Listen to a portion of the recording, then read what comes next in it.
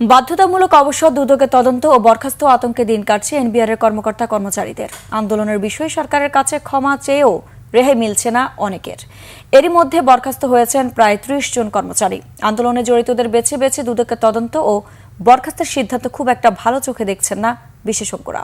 বদলি বরখাস্তের ভয় আতঙ্ক প্রতিনিয়ত তাড়া করলে রাজস্ব আইনে নেতিবাচক প্রভাব পড়বে বলে মনে করেন তারা। আরও জানাচ্ছেন জিয়াউল হক সবুজ।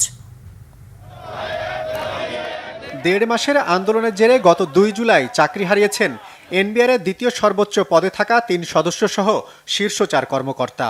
বরখাস্ত হয়েছেন আন্দোলনে নেতৃত্ব দেয়া এনবিআর সংস্কার ঐক্য পরিষদের সভাপতি অতিরিক্ত মহাপরিচালক হাসান মোহাম্মদ তারেক রিকাবদার।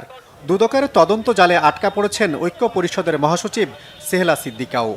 সরকারের বদলির আদেশ প্রকাশ্যে ছিঁড়ে ফেলায় মঙ্গলবার ১৪ জন এবং গত বুধবার ৯ কর্মচারীকে বরখাস্ত করা হয়।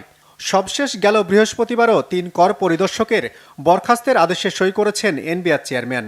বরখাস্তের জন্য চেয়ারম্যানের টেবিলে রয়েছে আরও অনেকের নাম। এ নিয়ে চরম আতঙ্ক বিরাজ করছে এনবিআর কর্মকর্তা কর্মচারীদের মাঝে। এই সংক্রান্ত উপদেষ্টা পরিষদের আহ্বায়ক জানিয়েছেন, সরকারের আস্থা হারানো কর্মচারীদের আশ্বস্ত করার কোনো সুযোগ নেই। এনবিআর কর্মকর্তারা কেউ তো শিশু না, তারা দেখলেন যে ১ বছর তাদেরকে অর্থ উপদেষ্টা বারবার এবং আমি এবং রিজওয়ানা আপা সহ আমরা মিটিং করে তাদেরকে আশ্বস্ত করার চেষ্টা করছি। এখানে তো অভয় দেওয়ার কিছু নয়। এনবিআর এর কর্মকর্তারা সরকারের আস্থা হারাইছেন, আপনি যেটা বলছেন ঠিক তার উল্টা। এখন এনবিআর এর কর্মকর্তা তাদের আচরণের মাধ্যমে আস্থাটা ফিরিয়ে আনতে হবে। তবে এনবিআর এর সাবেক সদস্য ও সাবেক এই সচিব মনে করেন, আন্দোলনের নামে চরম বাড়াবাড়ি করেছেন কর্মচারীরা।